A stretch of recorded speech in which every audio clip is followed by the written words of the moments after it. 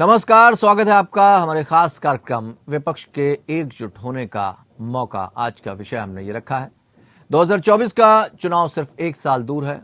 सभी राजनीतिक पार्टियां जमीन पर सियासी गठजोड़ करने में जुटी हैं। ऐसे में कांग्रेस एक बड़े सियासी झटके से जूझ रही है। कारण कांग्रेस नेता राहुल गांधी की लोकसभा की सदस्यता रद्द कर दी गई है। इस घटना ने कांग्रेस समेत सभी विपक्षी दलों को अपनी रणनीति पर मंथन करने के लिए मजबूर कर दिया है। राहुल गांधी की सदस्यता जाना एक तरफ से कांग्रेस के लिए बड़ा झटका माना जा रहा, तो वहीं विपक्ष के कई दूसरे नेताओं के लिए ये आपदा में अवसर भी है। विपक्षी एकता की बात तो कई मौकों पर की जाती रही है, कांग्रेस भी इसकी पैरवी कर चुकी है। लेकिन अड़चन यह है कि कांग्रेस उस विपक्षी एकता में क्षेत्रीय दलों को ज्यादा स्पेस नहीं देना चाहती।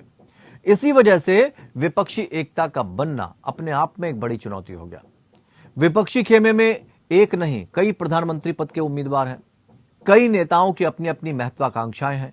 इसमें बिहार के मुख्यमंत्री नीतीश कुमार, पश्चिम बंगाल की मुख्यमंत्री ममता बनर्जी, दिल्ली के मुख्यमंत्री अरविंद केजरीवाल, तेलंगाना के मुख्यमंत्री चंद्रशेखर राव, ये नाम शामिल है। विपक्षी एकता की पैरवी तो की जा रही है, लेकिन समय समय पर एक दूसरे से मुलाकात भी की जा रही है। बिहार के मुख्यमंत्री नीतीश कुमार ने कई मौकों पर विपक्षी एकता की बात कही है। बिहार में बीजेपी को सत्ता से बेदखल करने के बाद तो उन्होंने दिल्ली जाकर विपक्ष के हर बड़े नेता से मुलाकात भी की। उनकी मुलाकातों से यह जरूर साफ है कि वे विपक्षी एकता में कांग्रेस को शामिल रखना चाहते हैं, लेकिन क्या उन्हें बतौर पीएम फेस राहुल गांधी स्वीकार है? इसको लेकर हमेशा संशय रहा है। ऐसे में अब जब इस सियासी तस्वीर से राहुल गांधी ही गायब हो चुके हैं, तो कांग्रेस के सामने नीतीश की बार्गेनिंग पावर काफी बढ़ जाती है। नीतीश हमेशा से चाहते हैं कि कांग्रेस बिहार में जेडीयू और आरजेडी को बीजेपी से मुकाबला करने दे। अब बदले समीकरणों में नीतीश की ये मांगें कांग्रेस को माननी पड़ सकती हैं। पश्चिम बंगाल की मुख्यमंत्री ममता बनर्जी केंद्र सरकार के खिलाफ शुरुआत से मुखर रही हैं। बीजेपी पर उनके हमले, प्रधानमंत्री नरेंद्र मोदी पर उनके सियासी वार जग जाहिर है। बंगाल विधानसभा में बीजेपी को हराकर ममता बनर्जी बीजेपी के खिलाफ एक मजबूत चेहरे के रूप में उभरी हैं। इस समय जब राहुल गांधी अब चुनाव नहीं लड़ सकते, उनकी अनुपस्थिति में कांग्रेस के पास कोई बड़ा चेहरा नहीं है। ऐसे में बीजेपी और पीएम नरेंद्र मोदी को सीधी चुनौती ममता बनर्जी से मिल सकती है। आप संयोजक और दिल्ली के मुख्यमंत्री अरविंद केजरीवाल ने पिछले 12 सालों में खुद को देश की राजनीति में एक मजबूत चेहरा साबित किया है। एक समय जो आम आदमी पार्टी सिर्फ दिल्ली तक सीमित रह गई थी, अब पंजाब में उसकी पकड़ है, उसकी अपनी सरकार है। दिल्ली में तो उन्होंने भी बीजेपी के चुनावी रथ को हर बार परास्त किया है। हाल ही में एमसीडी चुनाव में भी कई सालों बाद पार्टी को हराया है। ऐसे में केजरीवाल का सियासी कद बढ़ चुका है। साल 2018 में तेलंगाना के मुख्यमंत्री के चंद्रशेखर राव ने ही सबसे पहले थर्ड फ्रंट का राग लापा था। उनकी इच्छा थी कि बिना कांग्रेस के विपक्षी दलों का एक नया गठबंधन तैयार किया जाए जो बीजेपी से मुकाबला करे। उसी सपने को साकार करने के लिए केसीआर ने अपनी राष्ट्रीय पार्टी तेलंगाना राष्ट्र समिति लॉन्च कर दी। राहुल गांधी चुनाव नहीं लड़ेंगे, उनका पीएम उम्मीदवार बनना अब मुश्किल होगा। उस स्थिति में कई दल जो पहले केसीआर के साथ आने से बच रहे थे, अब खुलकर साथ आ सकते हैं। केसीआर के सामने चुनौती यह है कि उन्होंने तेलंगाना के बाहर अभी तक ज्यादा सफलता नहीं हासिल की है। राष्ट्रीय पार्टी तो बना ली, लेकिन जमीन पर संगठन को मजबूत करना बाकी है। ये सारे समीकरण क्या कहते हैं? 4 चेहरों की बात की, सबकी महत्वाकांक्षी होने की भी हमने बात की। सवाल यह है कि आपदा में अवसर की तो तलाश है, लेकिन अब कैसे, यह सबसे बड़ा सवाल हो जाता है। 4 खास मेहमान इस चर्चा में हमारे साथ शामिल हैं, जिनसे इस पूरी चर्चा को हम आगे बढ़ाएंगे। आर.के. मिश्रा, प्रवक्ता भारतीय जनता पार्टी, हमारे साथ जुड़े हुए हैं। प्रोफेसर भुवन भास्कर जोशी, समाजवादी पार्टी के प्रवक्ता, हमारे साथ जुड़े हैं। सुमित मेहरोत्रा, नेता टीएमसी, हमारे साथ जुड़े हैं। और डॉक्टर अरुणेश यादव, नेता कांग्रेस, हमारे साथ जुड़े हैं। प्रोफेसर भुवन भास्कर जोशी, आपसे शुरुआत करना चाहते हैं और समझना चाहते हैं कि एक ऐसा मौका है विपक्ष के सामने, राहुल गांधी पर जिस तरह की कार्रवाई हुई है, बाकी जो नेता हैं, दलों के बड़े नेता, वो भी इस तरह की चीजों से जूझ रहे हैं। उनका कहना है कि शायद सत्ता पक्ष ठीक तरीके से काम नहीं कर रहा है। तो आपके पास तो एक अच्छा खासा मौका है कि इस विपक्षी एकता को बनाए रखा जा सके, इसको और मजबूती दी जा सके। क्या संभव हो पाएगा? कोई कदम उठाएगा इसके लिए? देखिए, पहले तो मैं कहना चाहता हूँ, जहाँ से आपने विषय प्रारंभ किया है, मैं इतना कहना चाहता हूँ कि आज देश में अघोषित एक आपातकाल की स्थिति हमको दिखाई देती है। जी। विपक्ष का नेतृत्व कौन करेगा ये तो देश तय करेगा। लेकिन मैं इतना कहना चाहता हूँ, हमारे नेता माननीय अखिलेश यादव जी ने जो कहा है, उन्होंने ये कहा है कि जो भी विपक्षी एकता के लिए प्रयास करेगा, समाजवादी पार्टी उसमें सबसे आगे खड़ी दिखाई देगी। इतना मैं आपको जिम्मेदारी के साथ कहना चाहता हूँ। नहीं, एक वक्त जी जी बात पूरी करिए। जैसा कि आदरणीय ममता जी ने प्रयास करा, आदरणीय चंद्रशेखर राव साहब ने करा, आदरणीय नीतीश जी ने किया, हम सब इन प्रयासों के साथ हैं और हम चाहते हैं कि विपक्ष का एक मजबूत हो। लेकिन जो माननीय राहुल गांधी जी का जो कृत्य हुआ है जिस प्रकार, उस प्रकार के कृत्य की हम लोग आलोचना करते हैं। हम लोगों का मानना है कि अपने विभिन्न माध्यमों के द्वारा सरकार विपक्ष के नेताओं की छवि को धूमिल करने का और उनको लगातार परेशान करने का जो प्रकाश का ये सरकार का रवैया है, ये लोकतंत्र और संविधान के लिए अच्छा नहीं।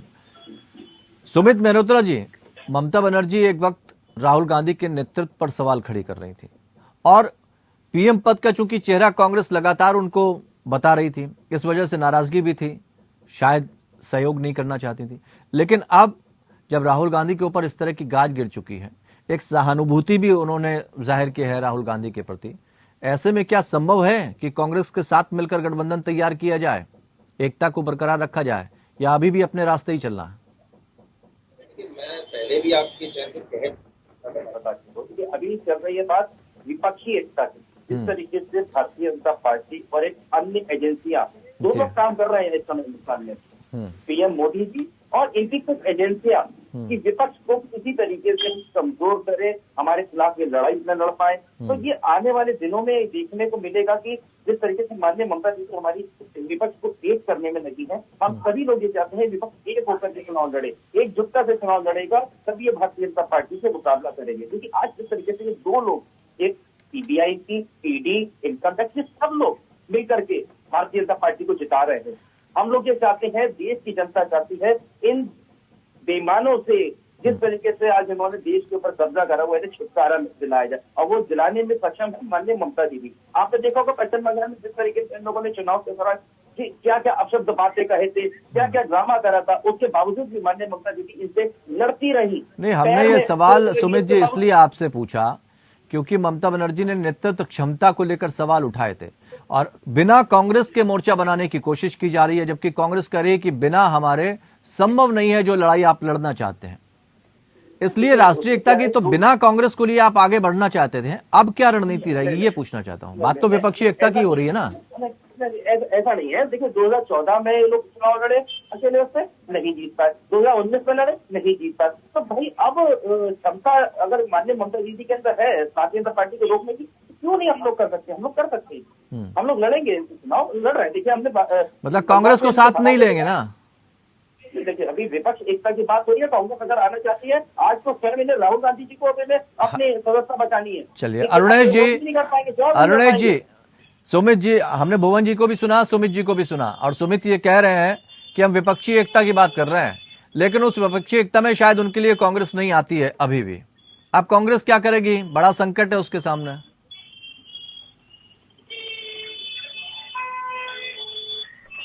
म्यूट पर है शायद आप। हेलो, मेरी आवाज पहुंच रही है आप तक? चलिए, शायद नेटवर्क प्रॉब्लम हो रही है। आर के अरुण जी, आवाज आ रही है? जी जी, आवाज आ रही है जी। जानना चाहेंगे, कांग्रेस के साथ कोई खड़ा होना नहीं चाहता और विपक्षी, एक मिनट, विपक्षी एकता की जहां तक बात की जा रही है, कैसे संभव होगी? कांग्रेस की जो उम्मीदें हैं विपक्षी दलों से वो पूरी नहीं हो रही हैं और अब तो राहुल गांधी पर गाज भी गिर गई है। क्या करेगी कांग्रेस और कैसे मजबूत होगी विपक्षी एकता? एक आपदा में अवसर है यहाँ पर। तो देखिए, सबसे पहली बात तो ये कि कांग्रेस के साथ अभी भी 16 से 18 दल हैं, और जहां तक बात रही विपक्षी एकता की, तो समय के अनुसार मुझे पूरी उम्मीद है कि विपक्षी एकता भी बनेगी। ममता बनर्जी जी से, अखिलेश जी से और बाकी जो तमाम नेता हैं जो तीसरे मोर्चे की पहल कर रहे हैं, तो उनसे मेरा एक ये सवाल है कि जब हमारे रास्ते एक हैं, जब हमें भारतीय जनता पार्टी के खिलाफ लड़ना है, आपकी नीति है कि हाँ साहब, भारतीय जनता पार्टी इस समय आम आदमी के लिए जो महंगाई, बेरोजगारी, भ्रष्टाचार सहित तमाम जो मुद्दे हैं जिससे कि आम आदमी को नुकसान हो रहा है। तो जब रास्ता एक है तो जाहिर सी बात है साथ होके अगर हम मुकाबला करेंगे तो उसमें हमें ज्यादा लाभ मिलेगा, और अलग अलग होके अगर हम चुनाव लड़ेंगे तो कहीं ना कहीं इसका लाभ भारतीय जनता पार्टी उठाएगी।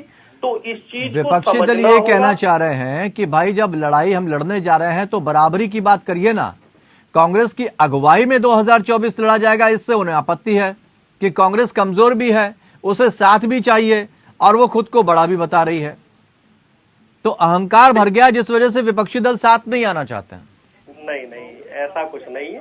कांग्रेस ने हमेशा पहल की है। देखिए, बिहार में हम सबसे कम सीटों पे चुनाव लड़े, हमने गठबंधन धर्म निभाया। झारखंड में भी हमने गठबंधन धर्म निभाया और झारखंड मुक्ति मोर्चा से कम सीटों पे हम चुनाव लड़े। तमिलनाडु में भी कमोबेश हम लोग कम सीटों पे चुनाव लड़े। तो जहां जिस प्रदेश में क्षेत्रीय दल जिस स्थिति में होता है, हम हमेशा उसी स्थिति में उनसे समझौता करते हैं, और कांग्रेस पार्टी ने हमेशा क्षेत्रीय दलों का साथ दिया है और गठबंधन धर्म हमेशा निभाया। हाँ, भारतीय जनता पार्टी ने जरूर जिन क्षेत्रीय दलों के साथ गठबंधन किया है तो उनको खत्म करने का प्रयास किया है।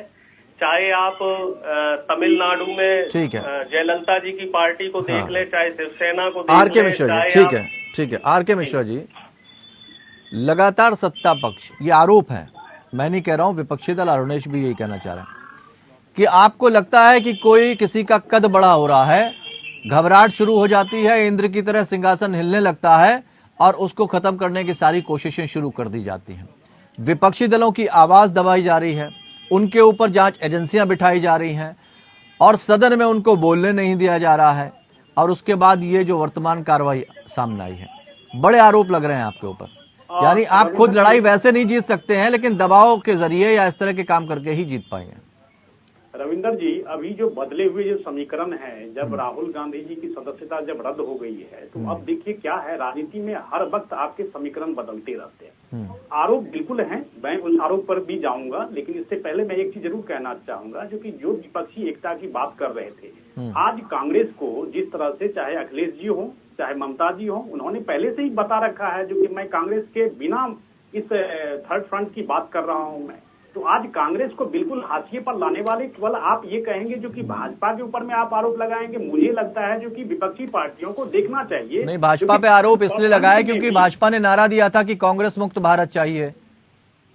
बिल्कुल सही बात है, बिल्कुल सही बात है, लेकिन उससे ज्यादा इनके जो विपक्षी जो अपनी एकता की बात कर रहे हैं और विपक्षी जो पार्टियां हैं, उन्हीं वही कमजोर करने के लिए और उनका साथ नहीं चाहिए, इसकी जुगत में लगे हुए हैं। आज मान लीजिए जिस तरह से समीकरण बदल गए हैं, तो मुझे तो लगता है जो कि विपक्षी एकता, इससे पहले भी बहुत सारे प्रयास हुए, बहुत सारे प्रयोग किए गए, लेकिन उसमें सफलता न होने के बाद जो कि कल की जो परिस्थिति है, उसके बाद इन लोगों को तो और मौका मिल गया। ये तो पहले भी कांग्रेस को छोड़ करके फ्रंट बनाने की बात कर रहे थे, और आज तो इनको बिल्कुल मौका ही मिल गया। चाहे वो नीतीश जी हो, चाहे ममता जी हो, चाहे अखिलेश हो, चाहे केसी राव हो, चाहे आप जो जिस विपक्षी पार्टियों के जो बड़े नेता हैं उनकी बात कर लें। लेकिन एक चीज जरूर मैं कहूंगा, जो कि देश की जो परिस्थितियां हैं आज, जिस तरह से हम लोगों ने एक न्यायालय के जो फैसले हैं, उसमें कहीं सरकार का कोई सरोकार नहीं है, सरकार का कोई हस्तक्षेप नहीं है, लेकिन उसके बावजूद भी एक नैरेटिव सेट करने की कोशिश कर रहे हैं, जो कि ये बिल्कुल भाजपा द्वारा बनाए गए माहौल के आधार पर इस तरह के फैसले आए हैं। मैं कहता हूं न्यायालय के ऊपर में ठीक है, 11 महीने बाद जो केस के लिए स्टे लगा हुआ था उसको खुलवाया जाता है, इंटेंशनली ये कहा जा रहा है विपक्षी दलों के द्वारा, उसके बाद इस तरह की कार्रवाई होती है। वो कह रहे हैं सारी चीज जनता देख रही है। इसका भी हम आपसे जवाब चाहेंगे, लेकिन वक्त एक छोटे से ब्रेक का है। ब्रेक के बाद जब वापस लौटेंगे तो यहीं से शुरुआत करेंगे कि क्या ये इंटेंशनली किया गया है, विपक्षी एकता मजबूत कैसे होगी, और जो बातें चल रही हैं कि पारदर्शिता नहीं अपनाई जा रही है, लोकतंत्र का खात्मा भी किया जा रहा है, क्या वास्तव में वो सही है या पारदर्शिता अपनाई जा रही है, जनता को सब पता है। प्रक्रिया चल रही है। राहुल गांधी जिस तरह से उनको सजा मिली है, उनकी सांसदी जो है खत्म हो गई है, आप पूर्व सांसद हो गए हैं, तमाम तरह की मुसीबतों से इस वक्त कांग्रेस घिरी है। ऐसे में विपक्ष के लिए एक बड़ा मौका है कि वो अपनी राजनीतिक एकता दिखाए, लेकिन ऐसा होता नजर नहीं आ रहा है। आर.के. मिश्रा जी, हमने सवाल वहीं से हम शुरू करना चाहते हैं कि ये जो सारी प्रक्रियाएं और ये सारे जो आरोप लग रहे हैं, नड्डा साहब ने भी कहा था कि आने वाला वक्त कहीं ऐसा ना हो कि बाकी दल बचेंगे नहीं, बीजेपी ही बीजेपी रह जाएगी, तो क्या सत्ता में आने के बाद अहंकार हो जाता है? इस तरह के भी आरोप लग रहे हैं। रविंदर जी, एक उल्लेख करना चाहूंगा, जब जी। राहुल गांधी जी ने कहा था चौकीदार चोर है, हम्म, और सुप्रीम कोर्ट की एक टिप्पणी को उन्होंने ये कहा था, जो कि सुप्रीम कोर्ट मतलब शीर्ष अदालत भी अब ये कहना शुरू कर दिया है जो कि चौकीदार चोर है, जो सुप्रीम कोर्ट में जाकर के इनको माफी मांगना पड़ा था। ठीक है। मैं इसलिए उल्लेख करना चाहता हूं कि आज जो परिस्थितियां, अगर राहुल गांधी जी उस वक्तव्य को लेकर के अगर माफी मांग लेते तो मुझे नहीं लगता जो कि कम से कम इस तरह की परिस्थितियां बनती। आज स्पष्ट रूप से कहना चाहूंगा, वो कह रहे हैं कि आप जेपीसी जांच की मांग वो कर रहे थे। वो कह रहे हैं कि अडानी को लेकर बोलना नहीं चाहते हैं। विपक्ष अगर गंभीर सवाल उठाता है तो उनको या तो चुप करा दिया जाता है या कार्रवाई नहीं करने दी जाती है। मैं जयराम रमेश जी का मैं एक प्रेस कॉन्फ्रेंस उल्लेख करना चाहूंगा, जिसमें उन्होंने कहा था जो कि अडानी के मुद्दे पर संसद में 50 मिनट तक राहुल गांधी जी ने बात की थी। जब वो कहते हैं जो कि संसद में हमें बोलने नहीं दिया जाता है, संसद में माइक बंद कर दी जाती है, या तो जयराम रमेश जी झूठ बोल रहे हैं या राहुल गांधी जी झूठ बोल रहे हैं। तो कोई मूल मंत्र ऐसा दे दीजिए जिससे जैसे बीजेपी आगे बढ़ रही है बाकी दल एक हो जाए।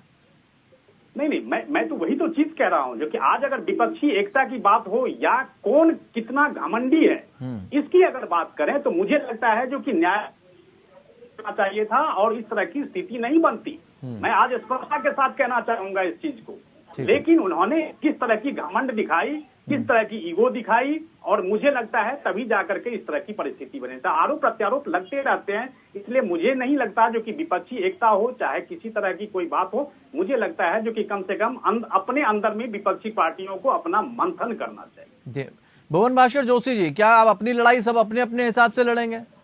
और अगर आप अपनी लड़ाई अपने अपने हिसाब से लगेंगे तो राष्ट्रीय स्तर की लड़ाई कैसे जीतेंगे? भुवन जी, आवाज पहुंच रही है आप तक?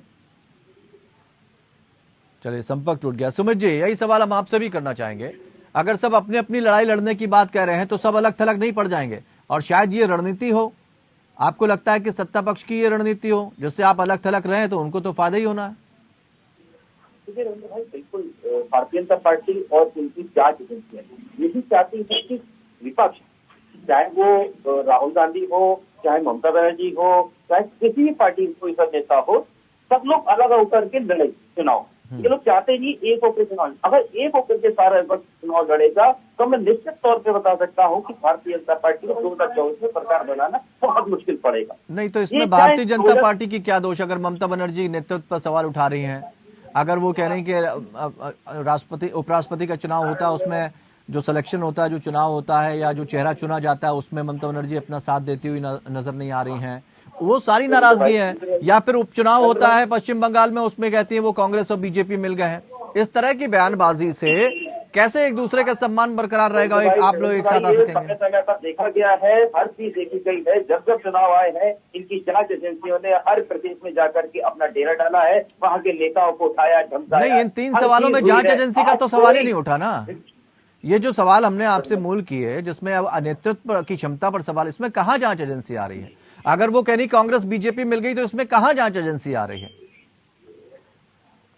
हम तो आपकी एकता की बात कर रहे हैं ना। सही बात है कि कांग्रेस के अंदर राहुल गांधी जी के अंदर क्षमता नहीं थी, इसीलिए माननीय ममता दीदी को आगे आना पड़ा। अगर कांग्रेस अगर क्षमता होती और चुनाव 2014 में 2019 में अच्छे से लड़ा होता तो विपक्ष एकता की बात कहाँ हो रही होती? आज सब सारे दल इनके अंडर में होते, सब लोग इनकी छत के नीचे। और आज वो कह रहे हैं कि भारत जोड़ो यात्रा से अपनी उनकी छवि सुधरी।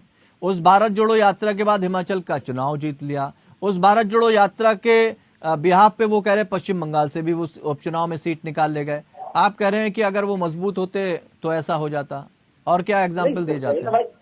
रविंद्र भाई, बिल्कुल अगर ये मजबूत होते तो 3 प्रदेशों में चुनाव हुए। आसाम, आपको मालूम है, नागालैंड, त्रिपुरा, जहाँ चुनाव हुए, मुझे बताइए कहाँ पे कांग्रेस लड़ी?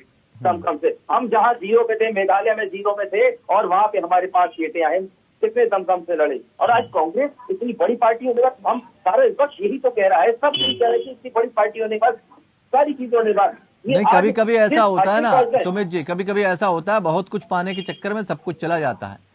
तो आप हाँ, क्योंकि इन लोगों ने मेहनत नहीं करी, पर ये अपने जैसे अब ये सोचते रहते हैं कि माननीय ममता दीदी को आज इन्हें ये चीजें छोड़नी पड़ेंगी। इन्हें अगर 2024 में चुनाव जीतना है, ये क्या छोड़ना पड़ेगा उन्हें? हम अरुणेश जी से पूछ ले रहे हैं, क्या छोड़ना पड़ेगा उन्हें? राहुल गांधी को छोड़ना पड़ेगा? ये तो आप इन्हीं से पूछिए। मुझे ऐसा अरुणेश जी। लगता है कि हमारे जो टीएमसी के साथी हैं वो थोड़ा सा कंफ्यूज है। हाँ, जब बात आई थी, जब पुरानी बात चल रही, तो मैं एक जिक्र और करना चाहूंगा। टीएमसी की तरफ से राष्ट्रपति पद के उम्मीदवार यशवंत सिन्हा जी रहे और हमने बिना किसी शर्त के इनका साथ दिया, समर्थन किया। और जब उपराष्ट्रपति पद के उम्मीदवार की बात हुई तो कांग्रेस के उम्मीदवार रही थी माननीय मार्गरेट अलवा जी, तो टीएमसी ने उनका जो है साथ नहीं दिया और बीजेपी का साथ दिया। हमने उसका जिक्र कर दिया। वहाँ से साफ तौर पे ये लग रहा था कि ममता जी की अपनी महत्वाकांक्षाएं हैं, जहां उनके प्रत्याशी होंगे तो वहां तो उन्हें समूचा विपक्ष एकजुट चाहिए, और जहां कांग्रेस का प्रत्याशी होगा तो कहीं ना कहीं एक ईगो का वाली बात है। और दूसरी बात ये है कि चलिए आप मोर्चा बना रहे हैं जिन राज्यों नहीं, में सवाल आपकी ये है ना पहुंच अरुणेश जी, देखिए वो मोर्चा बनाए, आप मोर्चा बनाए, या समाजवादी पार्टी मोर्चा बना ले,